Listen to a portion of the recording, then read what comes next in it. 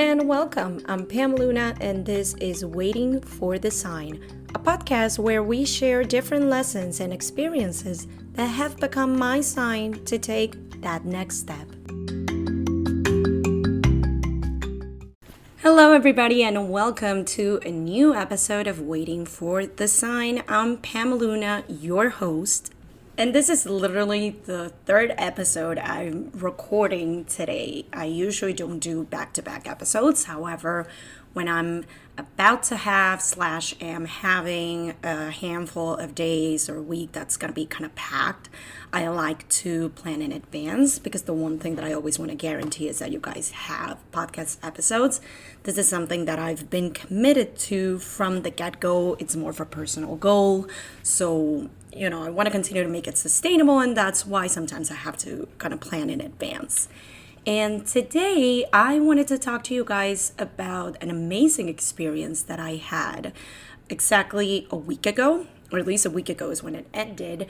I talked about it a little more on last week's episode of the podcast, and it has to do with my second experience in a retreat. So the first one I had recorded a full episode of it last year. It was still at the time where it was only Spanish episodes, so I'm going to give you a little bit more of a background story here. But this is the second time that not only am I doing or experiencing a retreat, but I had the opportunity to do it with the same lead, with the same host, with the same person responsible for creating these amazing opportunities. And her name is Maga, and her business is called Antavasen, and you can find her as Antavasen on Instagram. I'm going to leave her the link to her site, because if you're interested in retreats, if this is something that you've already implemented into your life, or if like me last year, it's something that you've kind of heard of, maybe had a little bit of a limiting belief about what a retreat actually is, and would like to give yourself the opportunity to go to one, I absolutely recommend going to Maga's. The great thing is that these traditionally are bilingual experiences. Actually, this second one, we had about half and half of people that spoke English and Spanish and people that spoke English. So it's great that I have now the opportunity to share episodes in English so that I can let you all know that this isn't just for the Latin community. This is something that anybody that has an interest in them can enjoy them. So to kind of backtrack a bit, the first time that I went to this retreat, which was last year, like I said, with Antavasen, actually, I should rewind a little bit more, because I'd say this journey of connecting more with spirituality and kind of that inner work started back in January of 2022. At the time, I had just encountered Antavasen's Instagram because there was this giveaway happening for one of her, I want to say it was her first retreat, or at least one of the earlier ones in Vermont. And I watched the promotional video and I was like, oh my God, this looks amazing. I would love to be a part of it. I remember that at the time, I think they were giving away 2 slots and my mom was still here. So I thought, what if we could share this experience together? That would be amazing. And I participated, did not win, but I continue to follow Maga's journey on her personal account, but also on her business account. And I really liked everything that she shared and she communicated. I liked that it didn't feel like just a yoga account. And nothing against anyone that only shares yoga, but to me, it was like I wanted a more holistic experience. I was looking for something beyond that. And that's exactly what Maga's account would communicate to me. It was talking about more inner work and spirituality and meditation and all these different pieces that I had some idea of them, but it wasn't something that I was fully integrating into my life or integrating at all. Long story short, me and Maga started interacting with one another's Instagram accounts, and at that time, I was in the early stages of recording the first episodes for the podcast. The launch was happening a month later, and I remember just reaching out to her after we had talked a little bit, and I said, hey, I'm working on a podcast. I'm going to be releasing it next month, and Part of it is going to be, or at least the original idea was, part of it is going to be individual episodes by myself, but I do want to have certain guests for some episodes, and I'd like to record one with you if you're open to it. And she was very open, very welcoming. She said, yes, absolutely. So we met in person, I want to say mid-January, recorded that episode. And if you're wondering whatever happened with that, at least for the Spanish listeners, because it was a Spanish episode, it didn't work out. It didn't work out in the sense that even though we recorded something beautiful, the audio was just not working. I felt like it just wasn't the quality that I was looking for, and I debated with it a lot. I had people just saying, you know what, just release it how it is, like just put it out there, don't be such a perfectionist. But it just wasn't meeting like the bare minimum standards that I had, which was I wanted to be something where you can actually listen to. I think it was maybe like 30-40 minute episode, and I don't want you to feel disturbed by like the noise in the background and the echoes. So I was like, you know what? Let's just put it to the side. I told her I'm so sorry. Maybe we can like record something different. And I will say after over a year of that, I'm kind of glad, because I feel like the next time that we record it, because yes, we still haven't done it, but it's in the works, it's going to feel a lot lighter. It's going to feel a lot more comfortable, and it's going to be a much better episode because now we've established a friendship. Now I've had the opportunity to go to 2 of her retreats, and I think it's going to align more with what I want the combined episodes to be in the podcast rather than just an interview, which is kind of what we did that last time. Now, going back to that conversation that we had, that was the first time that she actually talked about the retreat that I went to last year. She started saying it's going to be a retreat by the beach. It's going to be at Rockaway. And I'm like, oh my God, that sounds amazing. Anybody that knows me knows that I live for tropical weather and going to the beach, and Rockaway is like my go-to spot. You cannot miss me there every summer. So in my head, it's like, I would love to go. So we left it at that. We continued, our communications and being friends and hanging out and whatnot. And then the official launch of the retreat comes out. And when it does, I was really tempted to. But in my mind, there was still those limiting beliefs about what a retreat is. I looked at the price. I was like, this is kind of out of my budget. And I feel like it was still in the category of an expense rather than an investment. I still have a lot of work to do with the finance and like the way that I see finances in my life. So in my mind, I was like, you know what? Maybe it's not for me, or maybe it is, and I'll just wait to see if there's like a scholarship or something like that. And then there was the possibility of winning a spot for the retreat, and I said, you know what, I'm gonna give it a go. Let's see if this works out for me. And I actually won. I actually got that slot, and kind of want to say it was meant to be. And you'll see why I say this. First of all, because it was my, once again, first experience going to a retreat, but it opened up my mind, my soul, my everything to what a retreat can be. And it allowed me to see it as more than, this like big expense so that I can go do yoga an hour away from my house. It was so much more than that. It was a lot of spiritual work. It was a lot of inner work. It was a lot of connecting with strangers, because this time around I knew absolutely no one that went to the retreat, and I'm glad it was that way because it was really coming out of my comfort zone in so many ways. Spending a weekend with a bunch of strangers that ended up becoming people that I was able to connect with on a deeper level. Some of them I still keep in touch with. It was such a beautiful experience. It was also experiencing Rockaway in a different way. I got to do surfing for the first time, which again, the people that know me know I'm not a sports kind of girl. I tend to do things that are pretty safe. Surfing definitely wasn't on the list of safe things for me, but I enjoyed it so much, and it allowed me to kind of connect with that part of myself that dares to do things a little bit out of her comfort zone. It was also getting to do something that I had on my to-do list for the longest time.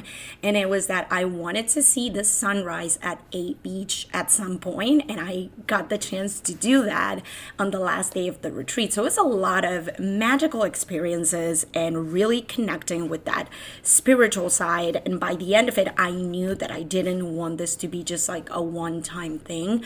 I wanted this to be something that I could do again. So fast forward to, I want to say, the end of last year. I continue to see everything that Maga had to offer.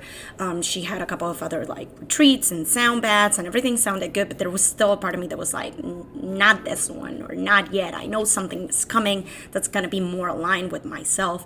And that's exactly what happened when she announced Blooming. Blooming is the retreat that we just went to a week ago. And when I read that this particular experience was aimed at entrepreneurs and creatives, I was like, sign me up. Here's my money. Like, I'm ready to go. This one actually had an additional day in comparison to last year's retreat, which I absolutely loved.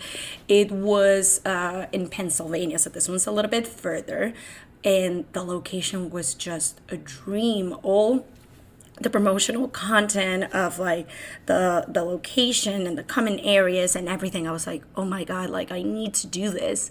And the funny thing is how things ended up developing, because originally I had only planned to go with one friend, Oriana, which some of you might have seen on my social media. She's also another entrepreneur and creative like myself. And the second that we saw, we texted each other like, we got to do this. Let's go. And this is when I say that the previous retreat, it was meant to be, because it allowed me to switch that mentality of this is a big expense and I don't know if it's worth it, to this is an investment in myself. This is an investment in my self-development, but also my spiritual development. And it's one of those things, and I've said it several times since I came back from this retreat, but also the previous one.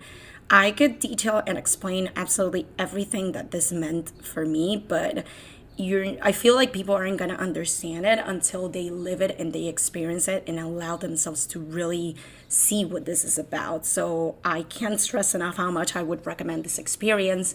And going back to this one in particular and how things develop, Oriana and I ended up being the ones that purchased our tickets first. We're sold.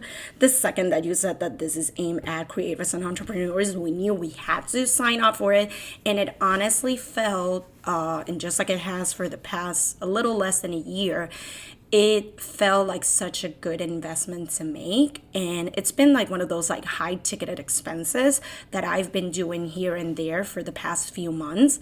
It's been investments that are aligned with what I want to do personally, with what I want to do professionally, with what I want to do with my business and so many aspects of my life. And having that switch in mindset allows me to feel that it's a good decision for me. It allows me to almost enjoy the fact that I'm making this purchase rather than feeling guilty or I should be using my money in a different way. Like, there's none of that anymore. There's no guilt. There's no doubt. I am more and more confident that these are the type of investments that I want to do for myself. And so as the months went by, we actually ended up finding out that other friends in our group had also signed up for this, which we had no idea. It wasn't planned at all. It ended up being like half of the retreat was our group that we hang out here and have a life in common here in New York. So it was an amazing experience. But we also got to share with other people that were new to us and coming from different states and different places. So the fact that I got to live those two realities of I'm sharing it with people that I love and appreciate so much, but also that I got to know at a much deeper level. That was one of the things that I was kind of concerned. In my head, I was like, well, yes, it's great that I'm going to be sharing this with them, but at the same time, it's like, it's my friends. I already know them. Like, what else am I going to learn from them?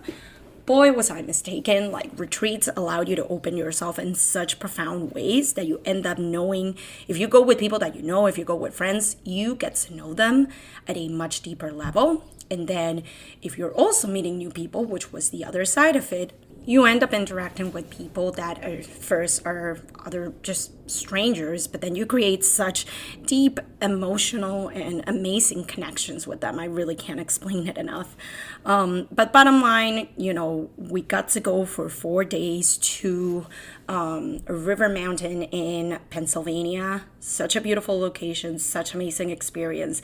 And the funny thing, and one of the things that somebody mentioned as we were leaving, is that it actually ended up raining pretty much for like 90% of the time that we were there, but that didn't stop us from doing all of the different outdoor activities and all the things that we had planned. And on the very last day, it was so sunny and shiny. It was like, oh my God, it's like we bloom with the retreat itself and with the weather. So it was like a very wholesome and full circle experience. And one of the things that I wanted to talk about in this episode was the list of lessons and signs that I got from this experience. And this is just like the handful that I was able to write down on day 2. There's a million more things that I could come up with and that I learned and that stayed with me. But I wanted to share some of these with you as I did on the Spanish episode, because I feel that they're lessons that go beyond just for entrepreneurs or just for creatives. I think it helps anyone in general, and I wanted to share them with you all. So here it goes. So along the many lessons and signs that this retreat left me, the first one would be enjoy. Create some playtime for yourself. Have more fun just cause. This has to do with one of the speakers. Besides Maga, we had 2 amazing speakers during our time in the retreat, and one of them shared this concept of conscious productivity. Her name is Una Idealista, and I'm also going to leave her information on this episode's description. But one of the things that she wanted us to take away from the retreat was this idea of, just like we schedule time for our projects, for ourselves, for others, for different things, to do so as well for things that give us pleasure and enjoyment and that aren't necessarily aligned with a productive quote-unquote objective. It doesn't have to do with I'm doing this because it is going to lead me to this result in my business, or it's going to lead me to achieve this thing. Simply scheduling times to have fun so that we can get it into our routine, that those times are also important. Just like with rest time, allowing ourselves to have those pockets of time for enjoyment, for relaxation, for reconnecting with ourselves and our energies. The second one that I would bring to this list is that your intentions, the intentions that you set for yourself, and let's say in this case for your business, could be fun, creativity, flowing. The idea with this point was that a lot of times when we are setting certain goals and objects and things that we're going to be working towards, they seem to be very concrete and sometimes a little bit rigid. It's more of, okay, the objective right now is to complete all this task, or the objective is to fulfill this particular task. Here, the idea is to give it a bit more of a broad sense. When we say my objective, let's say for the month of April, is to have more fun, that can mean more fun in your business. That can mean more fun in your day-to-day activities. That can mean more fun as you brainstorm different ideas for your business, for your work, for anything that you're doing. The same with being more creative or going with the flow. It gives it a bit of a more comfortable and seamless frame to whatever it is that we're doing, rather than something that seems a little bit more rigid and dry. Another sign and another lesson that this retreat gave me is to allow myself to co-create with the universe. And this might sound a little bit esoteric, and I understand if not everybody is aligned or believes in, the energies and the universe and whatnot. This is something that's very personal to me. And along with this idea, I just want to share that all of these different lessons and signs and things that I share with you, take them with a grain of salt, but also take them in a way that works for you. It doesn't mean that you have to implement them exactly as I share it here. This is all coming from my personal experience and how I interpret them and how I'm living them. But you can choose to do so in a way that works for you or not at all. So for me, this idea of co-creating with the universe and allowing myself to, yes, have a plan and yes, have an idea of where I'm going to and what I'm working towards, but also allowing myself to be open to whatever the universe has for me or God or life or however you want to define it, but seeing it as I'm not alone in this and the universe has my back type of thing. Another lesson would be to open myself to what life brings to me and taking what serves me. And this kind of connects with the previous point. There are times when there are going to be lessons and experiences and things that come my way that I'm not going to necessarily use 100%, that I'm not going to necessarily align with 100%. And I just take whatever works for me, but I'm also open to different perspectives and to different ideas and to different things that can serve me in one way or another. The next one would be believing more in my abilities and my value and my services when others already do it. And this has to do with a conversation that I had. One of the activities, they kind of split all of us up into smaller groups. And one of the things that we were talking about was elements or things that we struggle with in our business and in our entrepreneurial life. And one of the things that I mentioned was that believing in myself as a businesswoman, believing in myself as an entrepreneur, believing in myself as someone that provides different different services like content creation services, like coaching for entrepreneurs and creatives, like being a speaker, like anything that I provide outside of myself. And the feedback that I got from the people that I talked to in regards to this topic was, well, you're already doing it. And not only that, but you already have people that buy these services that are working with you. So it's like, if you already have customers that are purchasing these services, that are purchasing these products, that are purchasing this time with you, it means that they believe in it. So you already have people that believe in that. Now it's your turn to believe it yourself too. Next one, and this came at the end of that precise conversation with una idealista, her name is Danny, and here's a little shout out to her, is this idea of combining my creative side with my more organized and systematic side of me. And I say this comes from a conversation I had with her because, like me, Danny has a background in psychology and mental health, but she does some of the same things that I've been providing my clients and some of the same services that I offer people. And I remember at one point she kind of showed me this Excel sheet and it was related to something on her business side. And I said, oh my God, it's so funny because I know that a lot of people, when they see these like organized systems, they kind of have like a little freak out moment and they're like, oh my God, this is too much. And to me, it brings me peace. It gives me joy. It's like, oh, look, a system, order, like this is how I like to work. And she gave me the idea of like, well, this is how you're able to differentiate yourself from other people that have some of the similar offerings. You can combine the more creative, the more loose side, because I also told her that I feel there's this conception and this preconceived notion that creatives in general are messy and are disorganized. And I'm like, I'm the complete opposite. If anything, sometimes I'm too organized or systematized. It's like I have a system and I can be very like square-minded about it.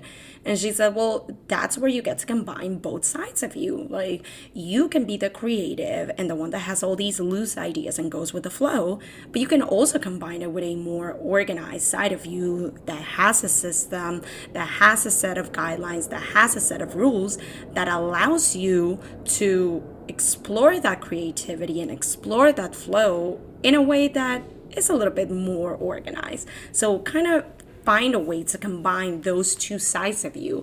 And you can interpret this if you feel like you have some opposing sides of yourself. Let's say if you're a creative or an entrepreneur or just someone that offers some type of value or service to others, if you feel that you have two competing sides to you, find a way to match them, find a way to merge them, and find a way to make that your unique offering, that thing that makes you stand out from all the other people that are providing similar services and value as you are, but again, are not going to be able to do it the same way that you do, that you will. Next lesson would be to dare yourself to think differently and mix your interests to differentiate yourself from the rest. This kind of aligns with the previous point. The next one would be that many journeys and many paths and many ways can take you to the same destination or the same finish line. And this has to do a lot with everything that I went through in the past month, where I was so stuck in my ways and making something happen in one particular system and in one particular direction. And by not allowing myself to be open to other alternatives, I was frustrating myself basically, and it was like hitting myself against the same wall over and over again. The moment that I allow myself to stop forcing things in a certain direction and allow myself to be open to different alternatives and different ways to get to that same destination, things started aligning, things started working out. And that's something that I want you to consider the next time that you're working towards a particular goal, that you're working towards a particular objective. Have an idea of where you want to go, but allow yourself to see that there can be many ways to do that. There can be many alternatives to that one particular plan, and all of those can take you to the same destination. Next would be that for me, I believe less and less in coincidences lately. I feel that everything ends up being aligned in such perfect ways, and sometimes we're not able to see it until much later on our journey. And one of the ways in which I would exemplify this is by looking back at the past year and a half, all the story that I told you about how, to me, I wasn't necessarily actively or consciously looking for ways to connect with my inner self or spirituality, but it just so happened that I had enough openness that I allowed someone like Maga to come into my life, that I allowed myself to step out of my comfort zone and attend my first retreat and live that experience and connect with that, and then make the investment for this second one. But also in a way to kind of complement that, I also started exploring many different things and paths that I consider under the spirituality category. And it's been an interesting journey. And again, it doesn't mean that I'm fully invested in all of them, but I'm at least giving myself the chance to try some of them, to explore some of them, to learn about them. And some of these could be as simple as astrology or human design or an exploration of our past lives. Like, a lot of that sounded very distant for me and something that I had no idea or knowledge about. But I told myself, I can at least be open to giving it a try. And if there are certain elements of it that I feel align with myself and where I'm going, perfect. And if it's something that I just don't connect with, it doesn't resonate with me, that's fine too. But at least giving myself the opportunity to explore and play with them. Next is that every experience leaves a lesson. And to me, I don't know if there's any particular example from this past retreat, but definitely the idea that even the things that I've tried within the past few months that maybe didn't exactly resonate with me or work for me, they still left me something. They left me some knowledge. They left me some experience. They allow me to get to that next level or that next step. So allowing myself to not see those quote unquote failed experiences as failure, but rather as opportunity for growth and exploration. The next one would be to not be so hard on myself. And this is more on a personal note, but if you needed that reminder, here's your sign, here's your reminder. Stop being so hard with yourself. The next one would be to surround yourself with people that take you to the next level and like just inject you that extra energy and drive. And I would say every single person that I surrounded myself with in the retreat, but also the people that have become and continue to be a part of my community, my friends, my loved ones, being able to spend time with them and learn from them and just grow with them. And it's such a beautiful thing that we get to do for one another. And I give such a value and space and importance to every single person that means something to me, and it's a part of my crew, of my tribe. So definitely something to keep in mind. The next would be allowing myself to work in more efficient ways, more sustainable ways, and in my opinion, smarter ways. And this has to do with the conscious productivity that I mentioned, also working in increments of 3 months or quarters, rather than setting myself up with a million goals for the entire year. At least for me, it hasn't necessarily been sustainable in the long run. So I'm allowing myself to explore all these different offerings and ways to work for myself, but also with others. The last two lessons that this retreat left me, the first one is you're already a businesswoman. Believe it. It does align a little bit with what I mentioned before of believing in your abilities and your value and your services when you already have people that are believing in themselves. And with the businesswoman side, it was one of those things that continue to be reinforced during the conversations that we had in the retreat. And it's this idea that, listen, you already have something in place. You already have a registered and established business. You're already offering services. You already have clients that are purchasing these services. That makes you a businesswoman already. So rather than continue to working on becoming one, understanding that you're already one, really believing it and continue to develop it rather than feeling that you still have to get to that point. And last but not least, and this is also another one of those personal reminders, just like the one I shared about not being so hard on myself. And this one goes along the lines of reminding myself that I have already done and continue to do a lot, reminding myself to recognize that and give that value. And something that helped me connect with this idea was one of the activities that we did when it came to planning for the next trimester of the year. Instead of starting with the list of all the things that we want to do and all the things that we want to achieve and that we want to create, the first step was an invitation to sit with it and list everything that we had achieved and accomplished on the first trimester of the year. And being able to have that intentional time to list every single thing that I was able to do and to live and to experience and to achieve allow me to really give it space and value and meaning. And I say this because I feel like a lot of the times, especially as like creatives and entrepreneurs, we're constantly on this action loop, on this automatic system of just doing, creating, doing. And we forget to stop and really recognize everything that we achieve along the way. It's almost like we have this never-ending to-do list. And when we finally get to achieve one, it's like, okay, scratch it off, done, jump on the next one. Rather than stopping for a second and allowing ourselves to see like, wow, this thing that I really wanted to achieve, this thing that I had been working on for X amount of time and that I really wanted and that I invested my time and energy into it, is finally a reality. It's something that I was able to achieve through my hard work, and I want to give it its space and value and importance. So having those intentional moments to stop, and you can use this and implement it in any way that works for you.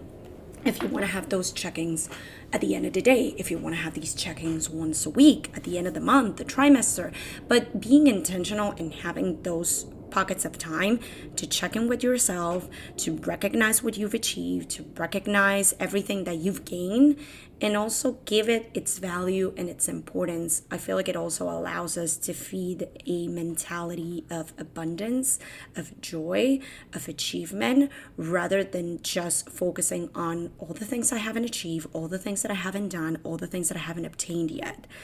Working on a more positive way of seeing our journey so far and the journey ahead.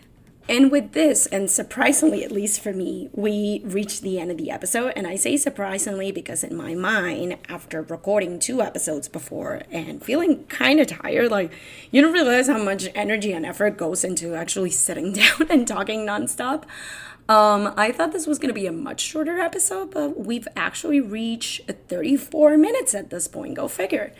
So I really hope that at least some of the lessons on this list, you don't have to implement all of them, you don't have to use all of them, but if there's at least 1 or 2 that resonate with you, that call you, that you feel like, okay, this is something that, it's gonna making me realize I should be working on this, or it's something that I hadn't thought myself and I want to implement it on my day-to-day routine, go for it. You can always come back to this episode, listen to some of these lessons again, and see what works for you. Take what you need, leave what you don't. Just make sure that it works for you, that it's something that you find useful, that it's something that you truly want to implement for yourself. Not because society said so, not because I'm sharing it here, but rather because it's something that resonates with your person and that you feel it's going to help you at a professional level, at a community level, at a social level, but most importantly, at a personal level. Thank you so much for listening to yet another English episode of Waiting for the Sign. I sincerely hope that it resonated with you and that it helped you, and also that you take it as an invitation to, at the very least, consider attending one of Maga's upcoming retreats. I know for a lot of us, we left with this mindset of, I want to make this investment in myself at least once a year. So I'll definitely be on the lookout for what's coming next in 2024 with her. And I hope that you do too. And who knows, maybe we'll cross paths at the next Antavasana retreat. I really hope so. Thank you once again for joining me during this episode. And stay tuned for the next one here at Waiting for the Sign. Have a good one.